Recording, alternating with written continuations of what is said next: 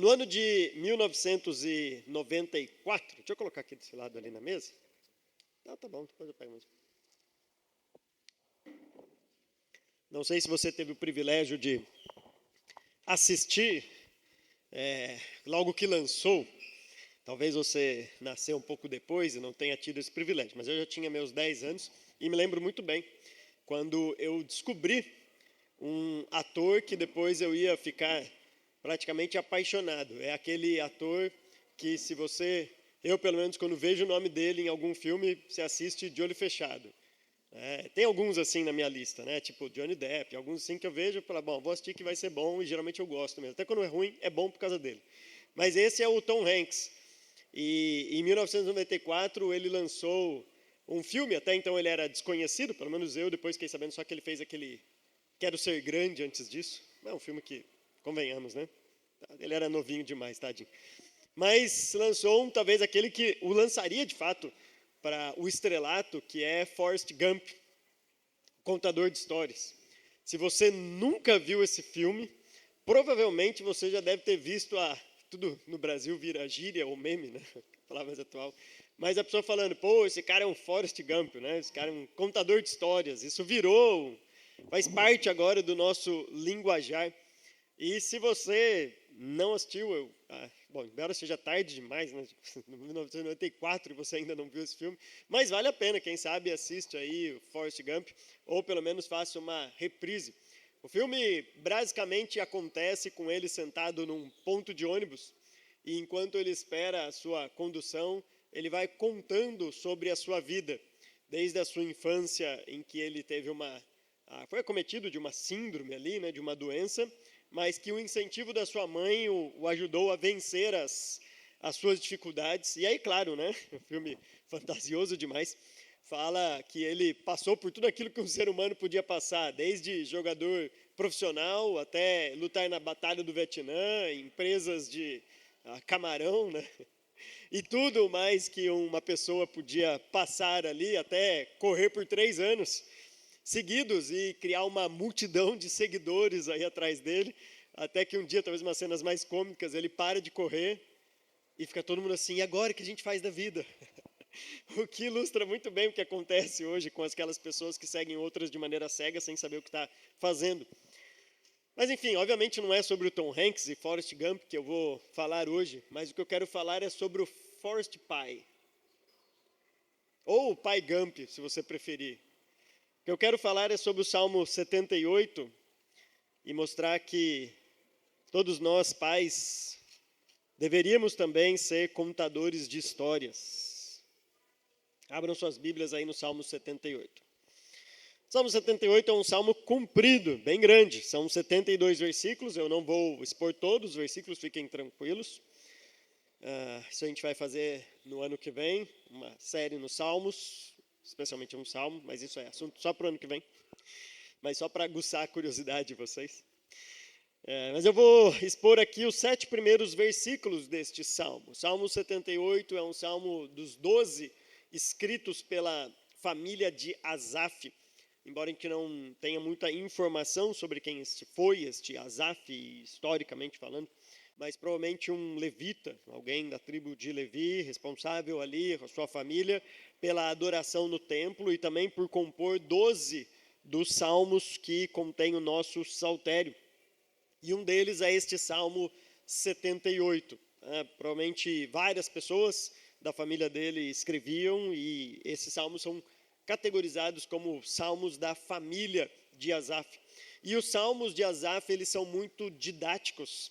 Eles sempre tensionam ensinar algo enquanto louvam a Deus. Tem sempre este ar de ensino.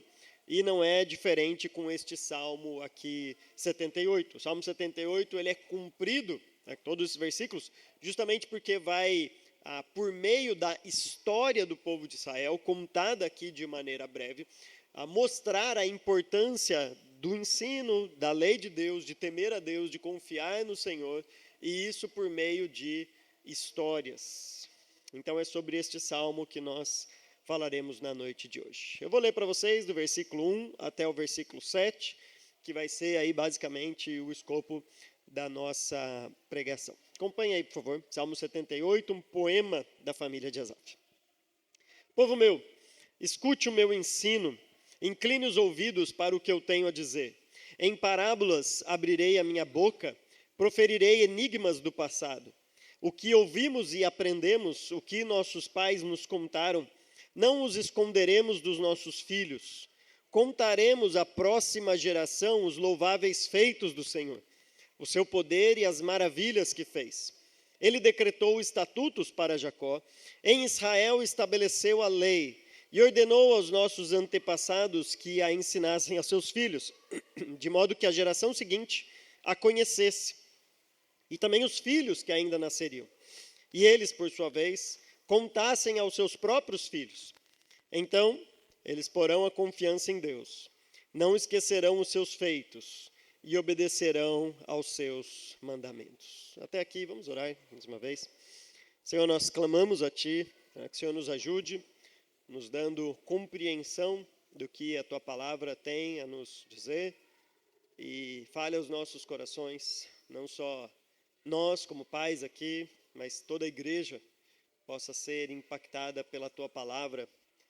Essa nossa oração, que o Teu Espírito trabalhe em nossos corações enquanto lemos, meditamos e conversamos sobre esse texto.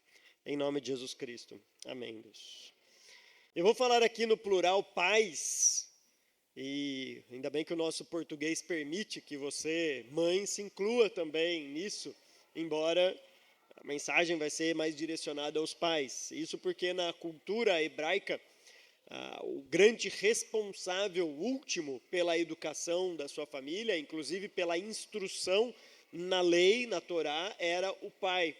A mulher tinha, claro, o seu campo de atuação ali e tinha que ensinar, especialmente para as filhas, algo a respeito, né, instruções a respeito de afazeres, coisas práticas, mas o grande responsável pela educação da Torá, da lei, de passar a fé adiante era o pai de família.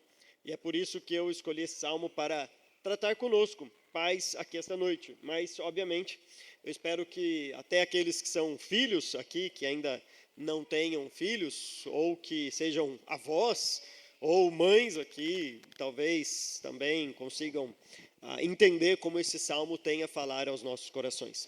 Nós vamos dividir esse trecho em 3 partes. E eu quero mostrar para vocês que todo bom contador de histórias, primeiro ele precisa ouvir histórias, tem que ter um ouvido muito atento às histórias que são contadas para ele. Depois ele precisa passar essas histórias adiante, não só aqueles ouve, mas também aqueles a que ele vive. E depois ele precisa ter, um bom contador de histórias, precisa ter o foco correto. Isso precisa ser feito de modo intencional e intencional com o foco direcionado para Deus, um foco teocêntrico. É isso que eu vou mostrar para vocês aqui nesse texto. Então, os 3 primeiros versículos mostram o que Asaf está falando a respeito de ouvir histórias. Olha o que ele diz aqui: povo meu, escute o meu ensino. Incline os ouvidos para o que eu tenho a dizer. Em parábolas abrirei a minha boca, proferirei enigmas do passado, o que ouvimos e aprendemos, e o que os nossos pais nos contaram. Veja que Asaf no início está mostrando aqui que ele vai passar um ensino. A palavra, literalmente aqui para ensino, é a Torá. A lei de Deus. Se essa primeira palavrinha ensino aqui, povo meu, escute o meu ensino, fosse traduzido por escute a minha lei, escute a minha Torá, também seria bem traduzido. O que Asaf está mostrando aqui para a gente é que contar histórias não é meramente um passatempo. E é isso que ele vai fazer no Salmo. Ele vai resgatar a história do povo de Israel desde o Egito até a chegada de Davi. E depois eu vou mostrar o porquê que ele faz isso também, embora a gente não vai expor todo o Salmo. Mas contar histórias não é simplesmente um passatempo. Aqueles que trabalham com afinco na educação dos seus filhos sabem que um dos grandes formadores da nossa mente, do nosso ser, são as histórias que nós ouvimos, que nós aprendemos. Não é à toa que 70% das escrituras são narrativas. Eu sei que a gente gosta muito de ir para uma carta lá do Novo Testamento de Paulo, porque tem ordens diretas para a gente e rápida, né? Do tipo, seja hospitaleiro, perdoem, coisas muito diretas e práticas. Mas veja, isso é a minoria nas Escrituras. Esses outros 70% estão inclusos aí poesia, profecia, epístola e alguns outros estilos, do tipo lamentação, alguns menores. A grande maioria, 70% das Escrituras são histórias, são narrativas na Bíblia. Agora, a Bíblia não foi feita só para criança, embora a gente ache muitas vezes que história é simplesmente para eu contar para as crianças antes de dormir, alguma coisa do tipo. A Bíblia foi feita para nós aprendermos sobre Deus. E é curioso que, ao se revelar, Deus tenha escolhido esse estilo literário como o grande estilo principal. As narrativas, as histórias bíblicas. Ele podia ter recheado a Bíblia de mandamentos, de leis, de profecias, de poesias, e deixasse um pouco ali uma história ou outra para a gente falar para os nossos filhos, talvez. Mas não. O maior estilo literário que nós encontramos nas Escrituras são narrativas. Porque falar sobre narrativa não é um passatempo. Falar sobre narrativa é um aspecto formador do que nós entendemos da própria Torá, da própria lei de Deus. Dificilmente você consegue, embora a gente nem faça isso tanto conscientemente na maioria das vezes, mas a gente consegue ouvir uma história sem na hora, na nossa mente, já criar um juízo de valor sobre aquilo. Geralmente a gente ouve algum tipo de narrativa, quer seja bíblica, quer seja qualquer outra história, já formando um juízo de valor. Por exemplo, é provável que você tenha ouvido a história do acidente do avião esta semana, triste notícia que recebemos, já na sua mente tentando pensar quem é o culpado dessa história, o que será que aconteceu de errado. A nossa mente já começa a formular hipóteses, né, mesmo sem ter lido nada a respeito, mas automaticamente a gente já começa, ninguém ouve uma notícia dessa e fica simplesmente como um ouvinte passivo, ouvindo. Você tem as emoções envolvidas ali, você tem juízos de valores, julgamentos, e Deus sabe dessas coisas. Deus sabe o poder das narrativas na nossa formação. É por isso que Asaf começa, olha, eu vou falar da Torá, eu vou falar do ensino. Mas depois ele vai contar uma história, a partir do versículo 9 e em diante. Ensinar por meio de histórias, talvez seja um dos grandes benefícios que a nossa geração, infelizmente, perdeu. E a gente limita isso apenas para as crianças, como se elas precisassem de histórias. Mas todos nós precisamos de história. E é muito provável que a gente tenha perdido, inclusive, o hábito de contar histórias para as crianças, contar narrativas para as crianças, justamente porque nós não entendemos mais o valor dessas narrativas. Asaf segue dizendo assim, incline os ouvidos, literalmente é estique os ouvidos. Na hora veio na minha mente aqueles desenhos animados, lembra que quando o personagem queria prestar atenção para algo, o ouvido dele crescia literalmente ali, né? Essa ideia, ó, estique os ouvidos, porque o que eu vou falar é algo muito importante realmente e requer a sua total atenção para o que eu tenho a dizer.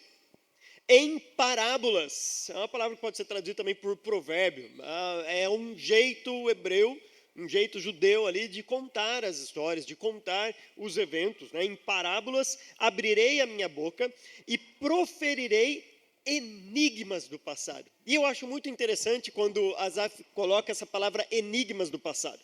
Porque você vai ver na história que ele vai contar depois, de toda a libertação do povo de Israel, de como Deus sustentou o povo de Israel com o maná, mandando água da rocha, de toda a reclamação do povo de Israel, das divisões de terras, dos povos que rejeitaram, que não pegaram a espada para lutar, daqueles que lutaram. Enfim, ele vai contar a história e não parece ser algo tão enigmático assim. O termo aqui descreve realmente assim essas verdades ocultas, sabe, parece aqueles segredos embutidos ali no meio da história, que se você perder aquilo, você perde o fio da meada e não entende a história como um todo. Mas se você der uma olhada depois, não parece muito que são enigmas, parece que é a história do povo de Israel, que todo mundo conhece, ou pelo menos deveria conhecer, de quando saiu do Egito até a chegada do rei Davi, que é onde termina o Salmo, e esse é o objetivo dele. Agora, depois eu vou mostrar para vocês por que é um enigma essa história. O porquê, na verdade, são coisas ocultas. E nós devemos ter isso em mente. Ao contar histórias para os nossos filhos, nós devemos lembrar que toda a história tem os seus enigmas. É aquilo que não está claro na história, mas que nós precisamos desvendar para os nossos filhos. Daqui a pouco o Asaf vai mostrar o que são esses enigmas aqui. Continua então no versículo 3 dizendo: o que ouvimos e aprendemos, e o que os nossos pais nos contaram. Veja, ele está falando da lei, ele está falando do ensino, de toda esta Torá, mas ele deixa claro que o que ele vai falar não é algo novo. Ele está dizendo, nós aprendemos, nós ouvimos essas histórias.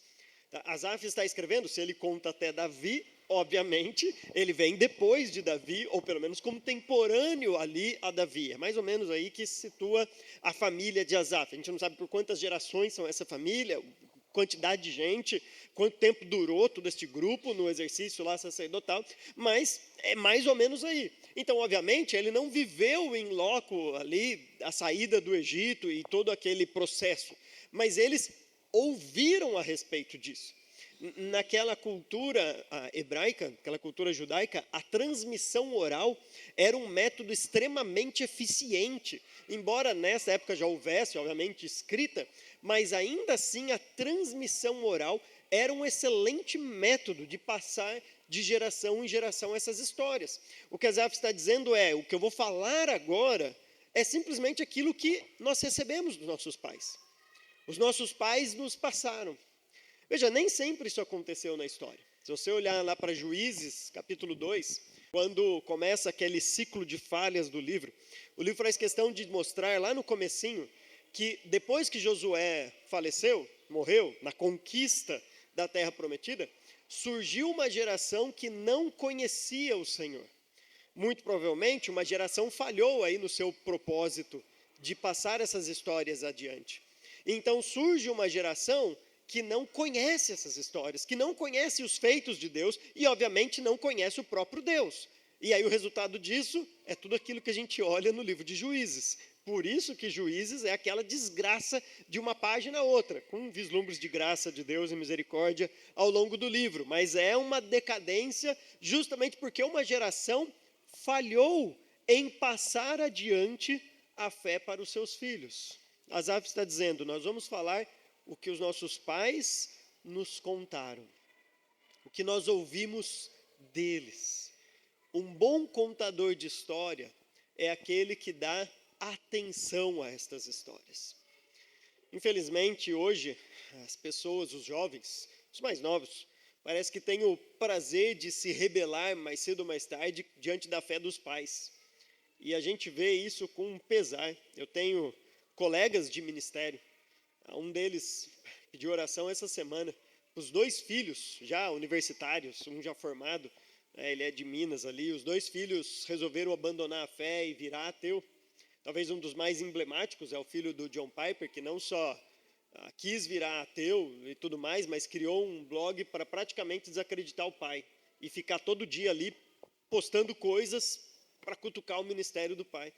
Triste isso, triste filhos que não dão mais atenção às histórias que são contadas, ao ensino que é passado, e parece que faz questão de se rebelar contra esta questão. Quando o Asaf está dizendo, nós ouvimos com atenção essas histórias.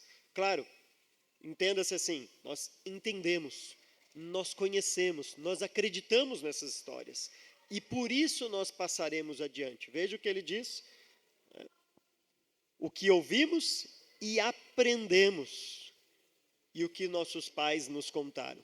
Não é só ouvir histórias, é ouvir essas histórias e de fato aprender. E veja, o verbo usado aqui não é um aprender de uma mera cognição, sabe, de uma informação que você não tinha. Ok, eu não conhecia essa história do povo judeu, agora eu conheço. Eu não conhecia essa história aqui da Bíblia, agora eu conheço. Eu não conhecia. Não é isso, é um aprender de se relacionar com essa história mesmo, de acreditar, de se envolver nessa história, de internalizar essa história, de tomar para si isso, de realmente acreditar em tudo isso que está sendo passado. Então, um pai, um bom contador de história, é aquele que primeiro dá atenção às histórias que foram contadas. Talvez você aqui não teve o privilégio, como alguns, de nascerem num lar cristão e ouvirem essa história dos seus pais. Talvez muitos aqui lembrem de quando o pai, ainda cedo, contava as histórias bíblicas, ou pelo menos deveria ter contado as histórias bíblicas, mas talvez você não tenha tido esse privilégio. Mas saiba que as histórias continuam disponíveis por meio da palavra. De modo que se você não ouviu do seu pai estas palavras, elas continuam disponíveis para você hoje ouvir por meio da leitura da Bíblia. Ou se você quer literalmente ouvir, pega o Cid Moreira aí, se você tiver paciência para isso, põe lá no seu carro e ouça o Cid Moreira lendo a Bíblia. E hoje deve ter outros. Aqui, eu lembro que o Cid Moreira foi o primeiro a gravar a Bíblia toda. Mas deve ter mais gente que fez isso, sei lá. Deve ter inteligência artificial, deve ter, enfim. Escolhe a voz que você quer. É assim como o GPS, você pode colocar a voz que você quiser ali. Até do Darth Vader tem, né? É legal. Põe lá uma voz do Darth Vader na Bíblia e vai lendo a Bíblia. Enfim. Ouvindo a Bíblia. Deve ser emocionante, né? Deve ser legal. Deve ser legal. Enfim. Quem sabe? Fica aí uma ideia para quem quer desenvolver. Mas, gente, talvez você não tenha ouvido histórias, mas não quer dizer que você não possa conhecê-las por meio da palavra. Mas nós só vamos ser bons contadores de histórias se dermos atenção para essas histórias, conhecermos essas histórias, ler essas histórias, para então aprender e passar adiante. Agora, histórias bíblicas são importantes também. Mas saiba que você pode ter suas histórias para passar. Eu não estou dizendo que você vai continuar a escrita da Bíblia e continuar a revelação bíblica. Mas quando nós não temos histórias de relacionamento com Deus para passar para os nossos filhos, de algo que aconteceu com a nossa vida no relacionamento com Deus, de experiências que tivemos com Deus, eu imagino que você não está ouvindo tão claramente assim o que Deus está fazendo na sua vida e por meio da sua vida. E se a gente não está entendendo estes enigmas que acontecem conosco no nosso viver, nós não passaremos as histórias adiante. O versículo, comecinho do versículo 4, então, mostra que um bom contador de história, além de ouvir história, obviamente é aquele que vai proferir as histórias. Veja que Asaf faz questão de repetir alguns verbos que ele usou ali na primeira parte, justamente para mostrar essa continuidade.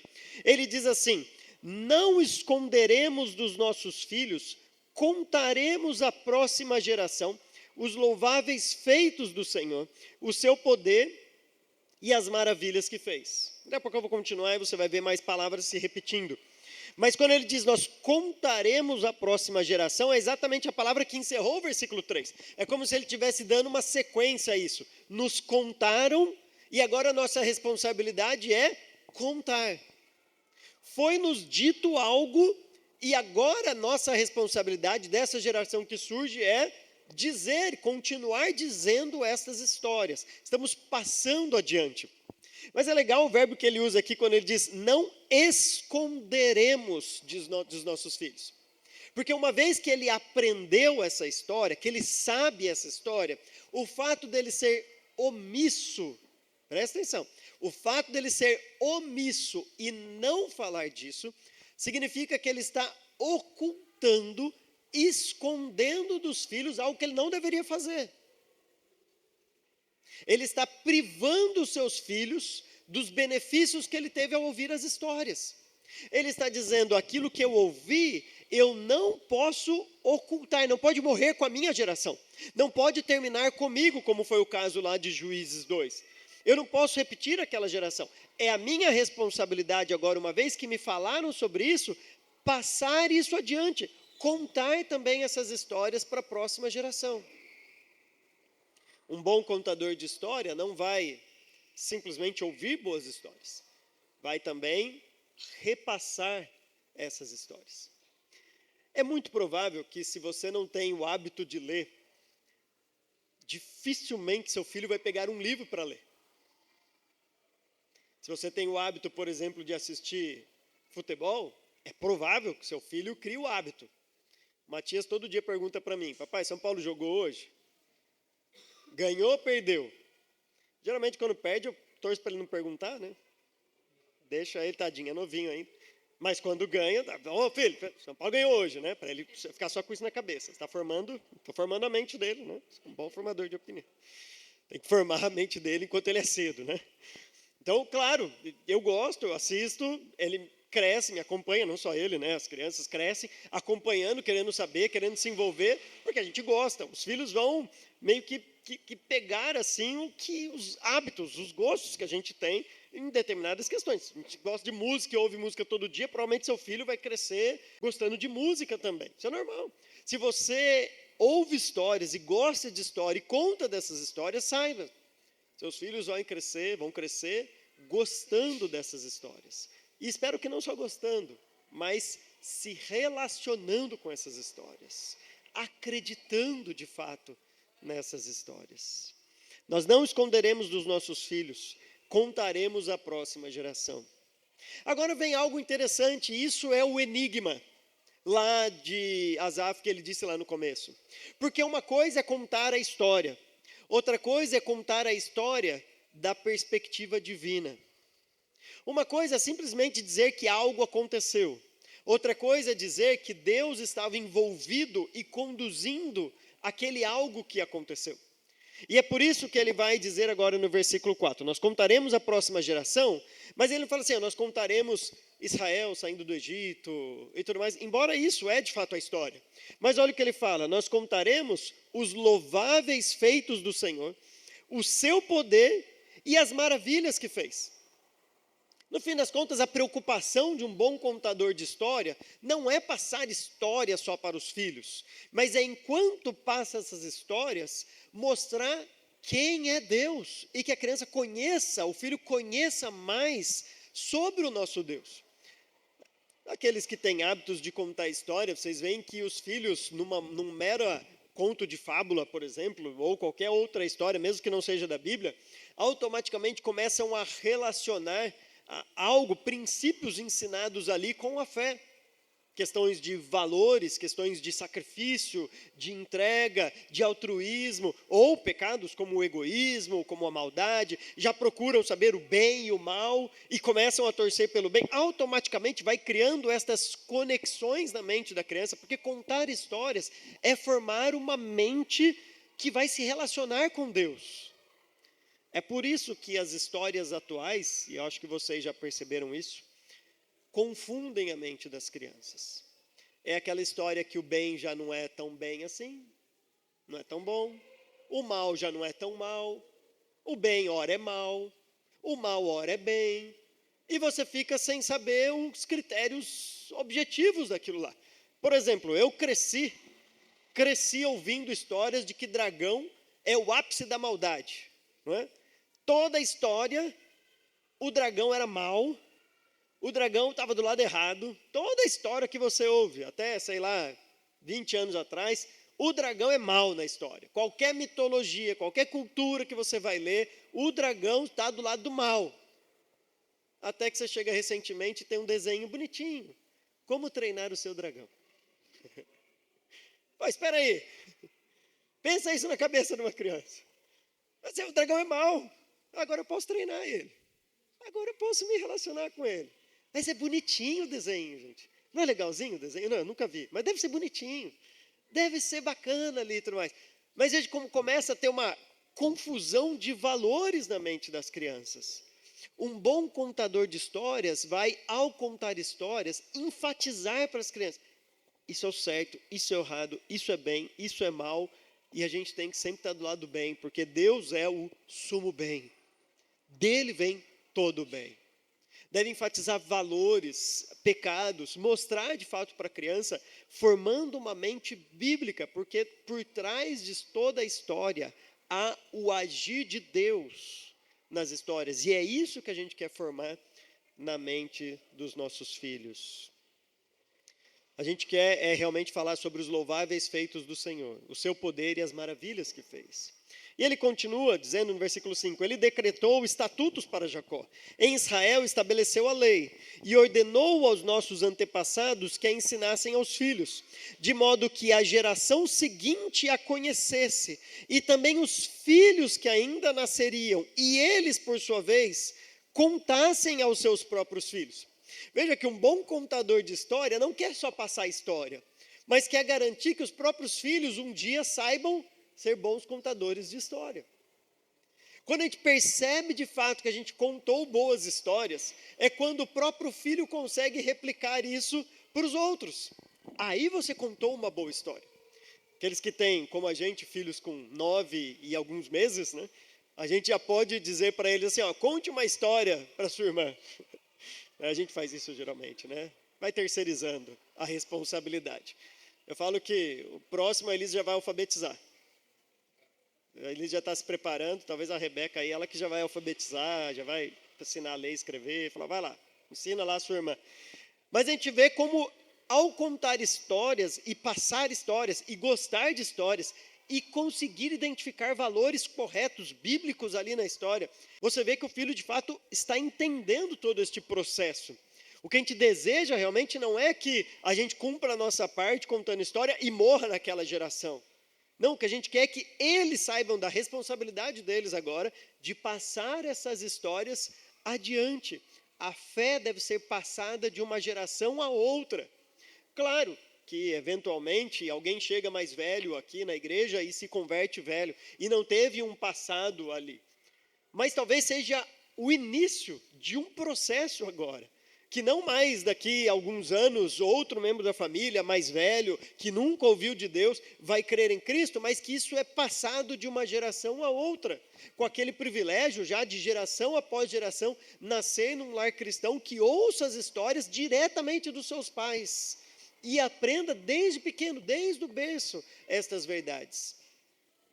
Eu acho interessante, logo eu vou para o versículo 7 para a gente terminar, como Asaf usa um recurso literário aqui, e se você tem uma leitura bem atenta, você deve ter percebido isso, como Asaf faz questão de sempre usar o número 3 aqui, que para o judeu é algo bem interessante nesta repetição que é usada ali para enfatizar algo. Não só aqui no versículo 6, né, de contar aos filhos, para que a geração seguinte também contassem aos filhos, e aqueles que ainda nasceriam. Veja que há 3 gerações ali, né? Você está contando para o seu filho, para que um dia o seu filho conte para aqueles que ainda vão de nascer. Mas não é só aqui que ele usa este 3, assim, este número 3, que para o judeu era um recurso literário muito, aquilo que gravava mesmo na mente deles. Mas veja que desde lá do começo, tá, ele fala no versículo 2, no versículo 3, o que ouvimos, aprendemos e os nossos pais contaram. Não esconderemos, contaremos à próxima geração os louváveis feitos do Senhor, o seu poder e as maravilhas. Ele decretou estatutos, lei e ordenanças, no versículo 5. E aí, de modo que a geração seguinte a conhecesse, também os filhos que nasceriam, contar para os próprios filhos. E aí, por fim, no versículo 7, olha o objetivo de tudo isso. Então eles porão a confiança em Deus, não esquecerão os seus feitos e obedecerão aos seus mandamentos. Perceba como ele faz sempre questão de dar 3 verbos, 3 palavras, 3 objetivos, 3 gerações, para deixar bem claro na mente do judeu a importância deste passar histórias de uma geração para outra. E este é o grande objetivo. No fim das contas, o que nós queremos é isso. E eu espero que você, como pai, tenha este objetivo final com o seu filho. E os outros estão aqui também, claro. Eu sei que como pai a gente fica preocupado com o casamento do filho, dos filhos, né? Com quem vai casar, tem que ser crente, se der para ter muito dinheiro é bom, mas se não der também não tem problema, né? É sempre bom, né? Por que não, né? Faz brincadeira, né? Tem que ser crente, uma vida correta diante de Deus, um bom caráter, a gente fica preocupado com isso.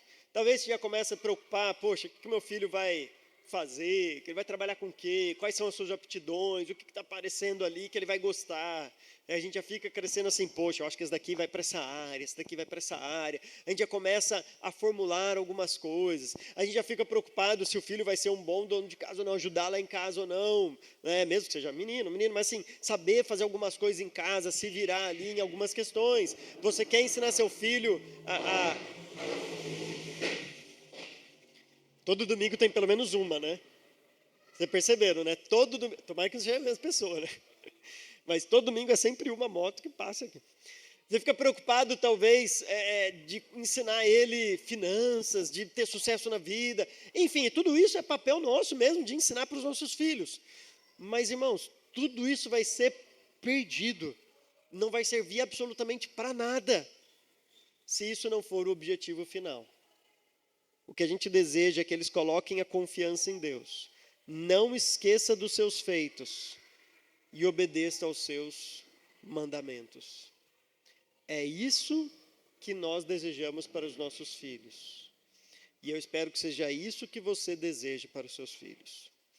Há uma grande diferença de Forrest Gump, naquele filme, para a nossa história. Há semelhanças também.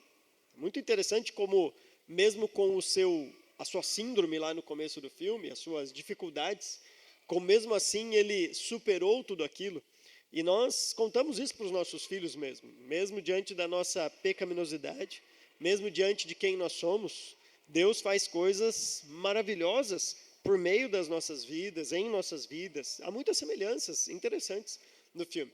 Mas Forrest Gump foi escrito não para falar sobre Deus ali. E toda a história dele é a história da superação dele. É uma história, a gente poderia dizer, muito humanista. É uma história dele se superando e vivendo toda a sua vida. E não é esse o objetivo nosso ao contar histórias. No fim das contas, as histórias não são sobre nós, não são sobre o povo de Deus. Não é sobre a igreja, não é sobre a minha família, não é sobre o que acontece comigo, ou com a Aline, ou com... Não é sobre isso. É sempre o que Deus tem feito por meio dessa história. Então, não conte apenas histórias, conte esses enigmas da história. A isso nós chamamos providência. Enfatize isso.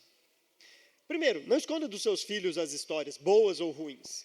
Tem pais que às vezes não querem causar traumas nos filhos e escondem problemas financeiros, coisas que estão acontecendo, às vezes até o próprio pecado. Não, conte isso.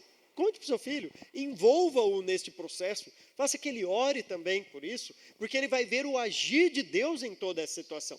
Se você tem uma boa condição financeira, faça inclusive às vezes concessões aos seus filhos para que ele aprenda a orar e depender de Deus. Ele precisa confiar em Deus e aprender que as coisas não vêm assim, na hora que deseja, quando quer e cai do céu, sem essa confiança em Deus. Conte para ele. Mas não seja simplesmente aquele humanista que diz assim, filho, você quer isso? Vamos lá comprar e acabou. Filho, ore, mesmo que você tenha dinheiro para comprar. Mesmo que você vai dar para ele no Natal um presente bom. Mas faça-o orar por isso. Filho, você já orou para Deus te dar isso?